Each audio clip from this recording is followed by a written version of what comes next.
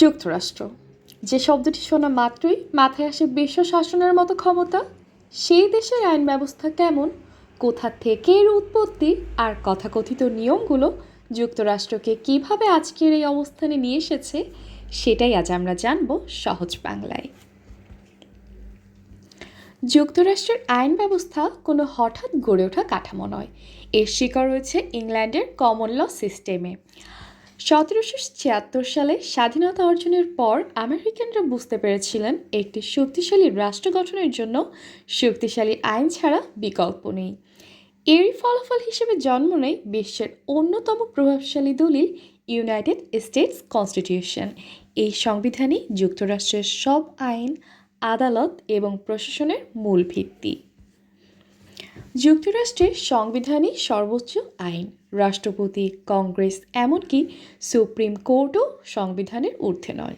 এই ধারণাকেই বলা হয় রুল অফ ল, অর্থাৎ ব্যক্তি নয়, রাষ্ট্র পরিচালিত হয় আইনের মাধ্যমে। এই নীতি যুক্তরাষ্ট্রকে একটি স্থিতিশীল ও পূর্বানুমানযোগ্য রাষ্ট্রে পরিণত করেছে।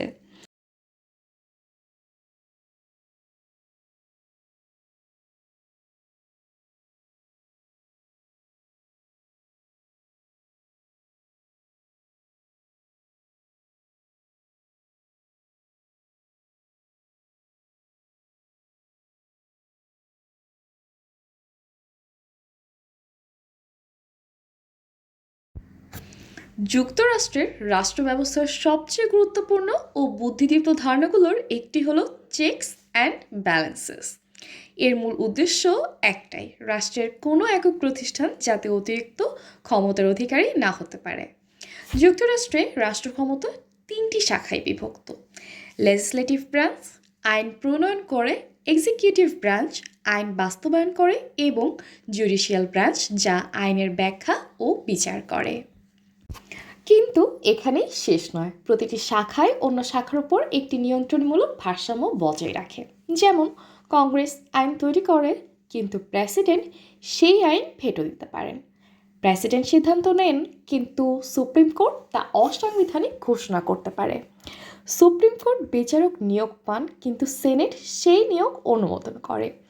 এই পারস্পরিক নিয়ন্ত্রণ ব্যবস্থায় ক্ষমতার অপব্যবহার রোধ করে এবং গণতন্ত্রকে স্থিতিশীল রাখে। চেকস অ্যান্ড ব্যালেন্সেস শুধু একটি সাংবিধানিক কাঠামো নয়, এটি যুক্তরাষ্ট্রের রাজনৈতিক স্থায়িত্বের একটি মৌলিক স্তম্ভ। যুক্তরাষ্ট্রের বিচার ব্যবস্থা একটি সুসংগঠিত ধাপভিত্তিক কাঠামোর উপর দাঁড়িয়ে আছে।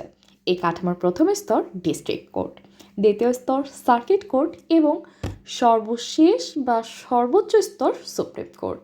এই তিন স্তরের সমন্বিত ব্যবস্থায় যুক্তরাষ্ট্রে ন্যায় বিচারের ধারাবাহিকতা এবং আইনের শাসন নিশ্চিত করে।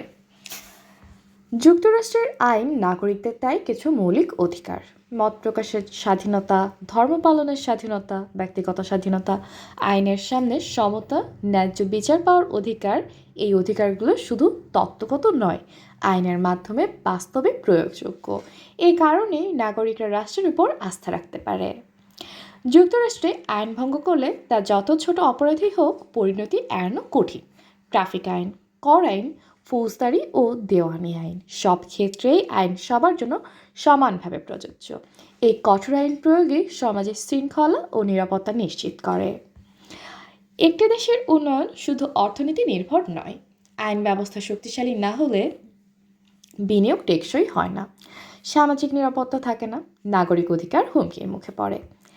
অর্থাৎ বিনিয়োগকারীদের আস্থা, সামাজিক স্থিতিশীলতা, মানবাধিকার সুরক্ষা, দীর্ঘমেয়াদী পরিকল্পনা, এই সব কিছুর পেছনে একটাই ভিত্তি: কার্যকর আইন ও নিয়মকানুন, যা দেশটির শিক্ষা, ব্যবসা, গবেষণা, প্রযুক্তি এবং আন্তর্জাতিক নেতৃত্ব সব কিছুর ভিত্তি হিসেবে কাজ করছে। এসব দিক বিবেচনায় একটি দেশের আইন ব্যবস্থা যে সে দেশের নাগরিক জীবনযাপনকে কতটা প্রভাবিত করে এবং এরই ধারাবাহিকতায় একটি দেশের সার্বিক উন্নয়নের পেছনে সর্বোচ্চ ভূমিকা নিশ্চিত করতে পারে, সেটারই প্রমাণ যুক্তরাষ্ট্রের আইন ব্যবস্থা ও নিয়মকানুন।